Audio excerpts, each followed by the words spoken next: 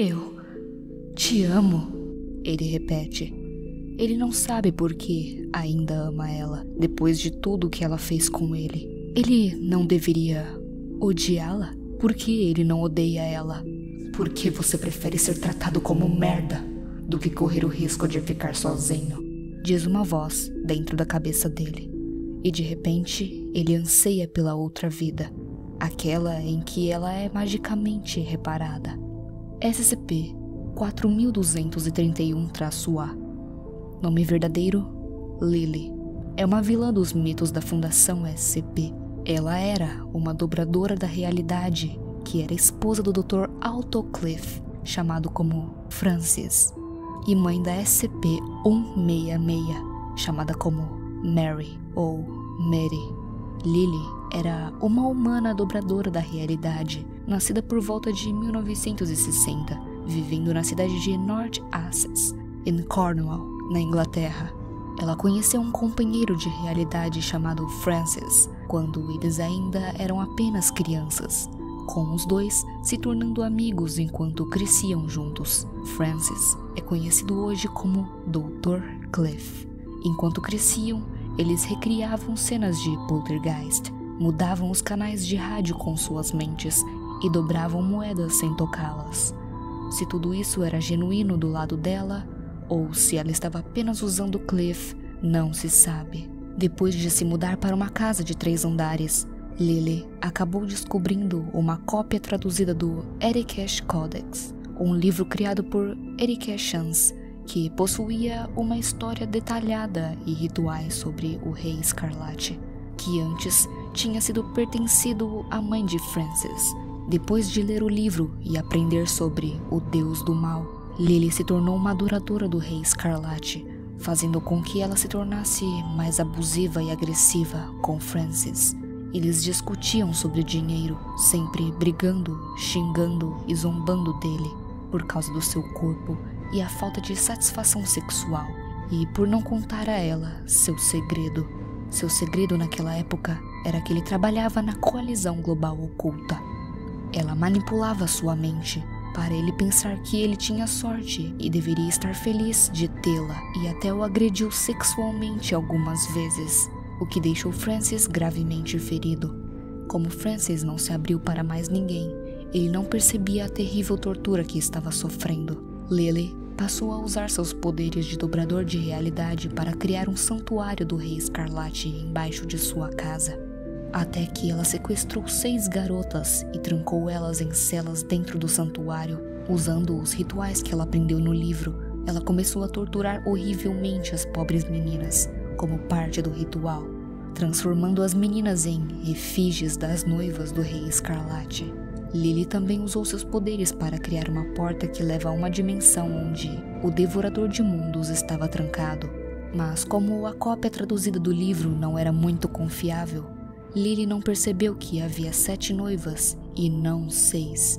Mas como a tortura das meninas se parecia com a de Francis, que não tinha ideia do trabalho de Lily, ele foi transformado na efígie da primeira noiva do Rei Escarlate.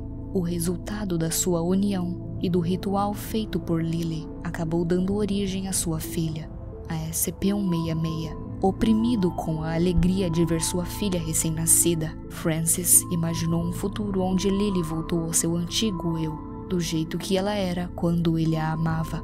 Eles parariam de usar seus poderes e viveriam uma vida normal, mas ao mesmo tempo ele não podia deixar de ver um futuro em que ele acabaria matando sua amada. Logo depois do nascimento de Mary, Francis finalmente decidiu matar Lily para proteger sua filha. Enquanto Lily estava distraída com a água começando a se acumular embaixo da porta do quarto deles, Francis pegou uma arma debaixo da cama e atirou nela, antes que ela pudesse dizer qualquer coisa. Durante a busca da fundação na casa, as 6 meninas mais tarde, designadas como SCP-231, foram encontradas na casa. Lily foi classificada como SCP-4231-A e SCP-231-1 e registrada como morta durante a recuperação inicial, depois de dar à luz a SCP-166.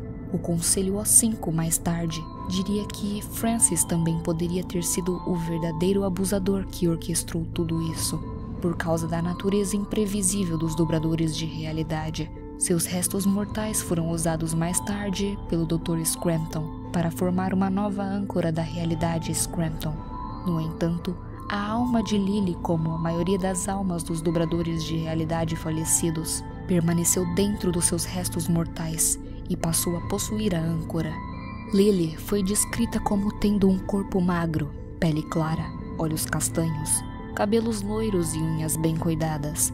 Ela tinha 1,60 m de altura, parecia ter 28 anos e pesava 50 quilos. Sob seu abuso, Frances a descreveu como tendo chifres e cascos parecidos com a de uma rena, uma boca cheia de dentes e 1000 olhos, tendo a luz das estrelas nos seus olhos. Ele também descreveu ela como sendo a beleza e natureza encarnada. Lily parecia ser uma jovem simpática, que no começo amava Frances e passava seu tempo juntos. Porém, como esperado com a maioria dos dobradores de realidade, ela ficou um pouco louca com o poder e se tornou uma pessoa abusiva e pervertida que se tornou viciada em sexo. As coisas pioraram depois que ela aprendeu sobre o Rei Escarlate. Ela se tornou obcecada por ele, se tornando uma adoradora do rei.